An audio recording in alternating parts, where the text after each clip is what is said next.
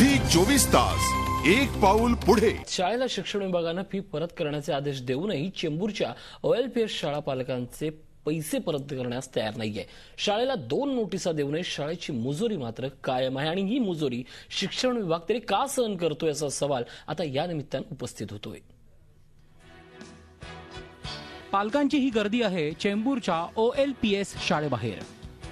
अनुदानित शाळा असतानाही यंदा प्रत्येक विद्यार्थ्याकडून जवळपास 10,000 रुपये फी घेतली गेली। यावर शिक्षण विभागाने शाळेला 16 जून पर्यंत सर्व रक्कम पालकांना परत करण्याचे आदेश दिले होते।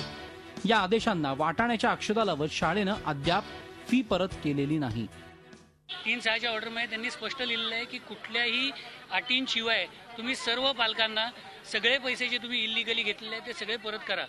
ते अजूनपर्यंत एकाही पालकाला एकही पैसा परत केलेला नाहीये। पहिल्या वरच्या 2 ज्या रिसिप्ट आहेत त्या अवर लेडीच्या आहेत। ही खालती मुक्ती सोसायटीची रिसिप्ट आहे। ही शाळेच्या रिसिप्ट मध्येच एकाच पानावर छापली गेलेली आहे। ही कुलचंद्र ट्रस्टची कॉम्प्युटर फीज आहे, ही सुद्धा शाळेच्या रिसिप्ट मध्येच एकत्र छापली गेलेली आहे। या रिसिप्टला काय अर्थ आहे मला सांगा।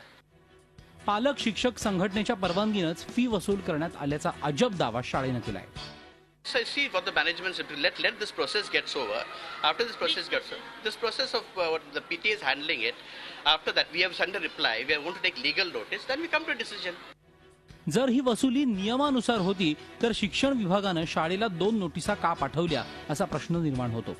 शिवाय नोटिसांची अंमलबजावणी होत नसेल तर शिक्षण विभाग शांत का असंही आता विचारलं जाऊ लागलंय। शिक्षण विभाग आणि शाळा यांचा साठालोटा असल्यामुळे शिक्षण विभाग शाळेवर कोणत्याही प्रकारची कारवाई करत नाही।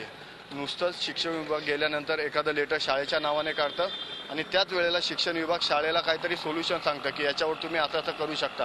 त्याच्यामुळे प्रॉब्लेम असा होतो की शाळेवर योग्य ती ॲक्शन होत नाही।